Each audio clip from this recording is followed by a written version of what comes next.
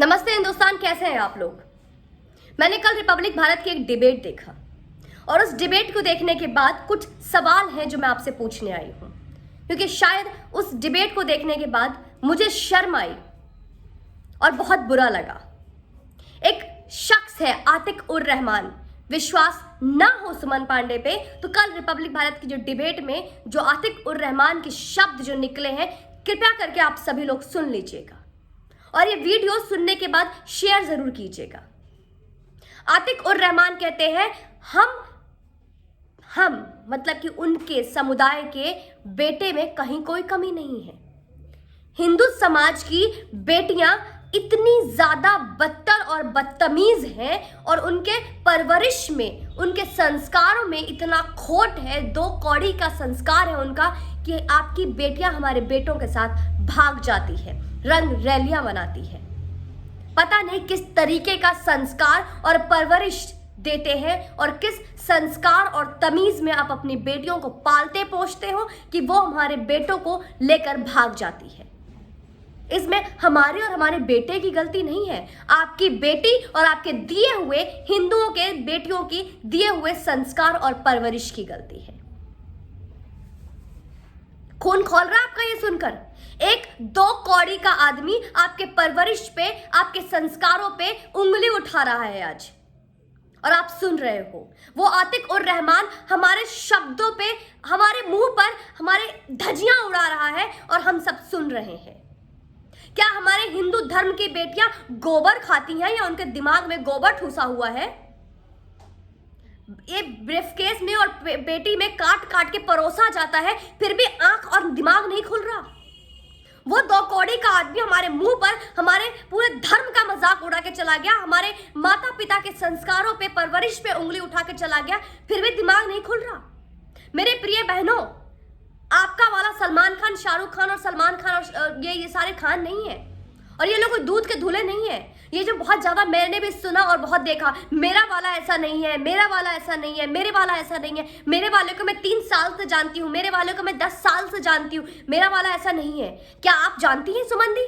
मैं जानती हूँ, मैं उसके साथ रहती हूँ।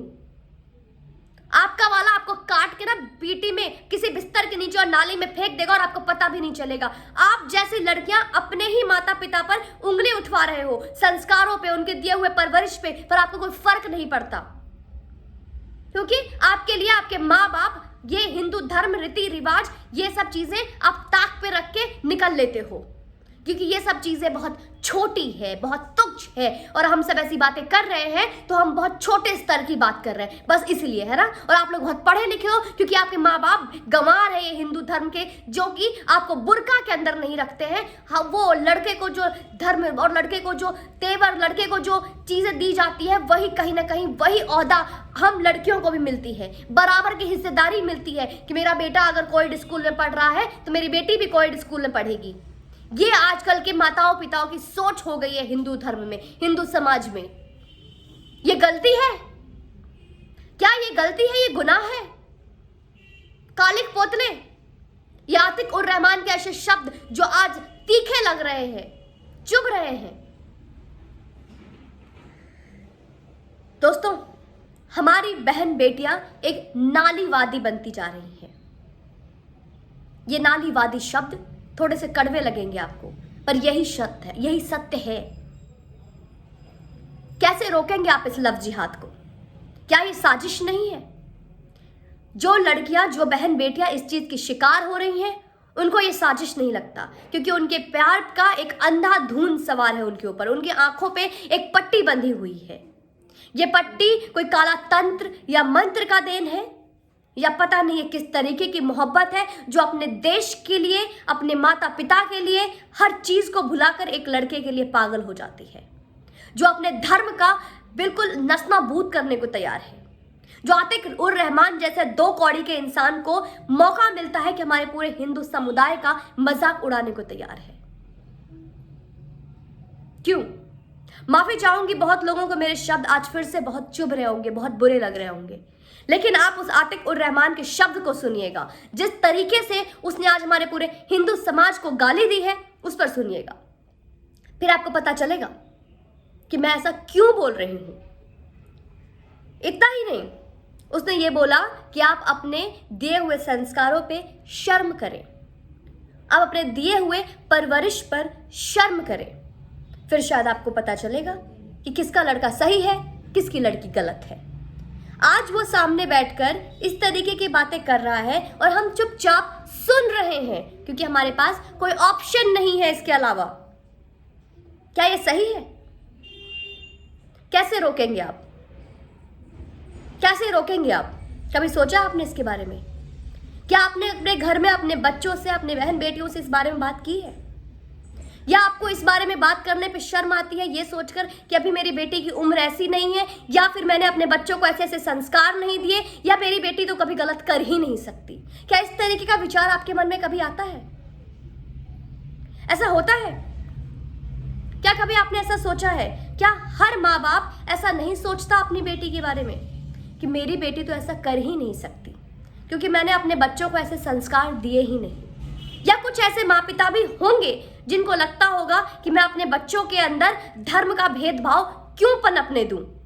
वो भारत जैसे देश में रहते हैं जो कई धर्मों से बना हुआ देश है, तो उनके अंदर इतनी जहर मैं क्यों आने दूं? क्या आपने अपने बच्चों को शुरू से ही सिखाया? मैं आपके बच्चों के जहन में, दिमाग में, दिल में कोई जहर भरने की सुझाव नहीं दे रही हूं, लेकिन एक बार सही और गलत का फर्क आप बता सकते हैं।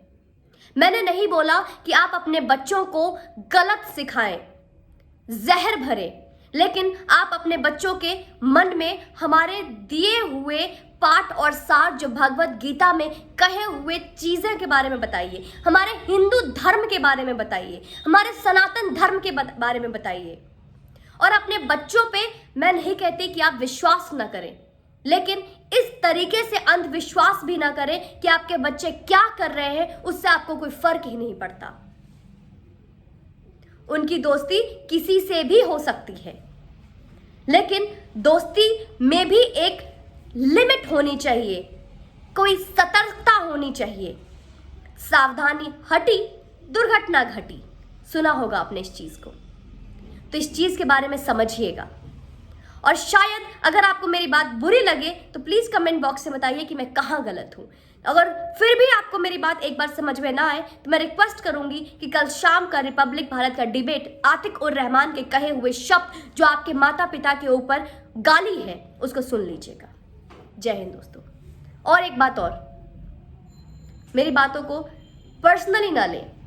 यहाँ पे बहुत लोग ऐसे होंगे जो मेरी तरह सोचते होंगे, मैं उन पे कोई पर्सनल अटैक नहीं कर रही हूँ, पर मैंने ऐसा क्यों कहा? अगर आप सच्चे हिंदू हैं, सच्चे देशभक्त हैं, अपने माता पिता के बारे में कुछ नहीं सुन सकते तो आपका भी खून ऐसे ही खौलेगा। चाहे मैं गलत हूं या ना हूं, लेकिन आतिक उर रहमान के कहे हुए शब्द वो मुझे भी अटैक करते हैं। सोचिएगा, समझिएगा, विचार कीजिएगा और इस पे अपनी क्या राय है मुझे जरूर शेयर कीजिएगा। जय हिंद दोस्तों।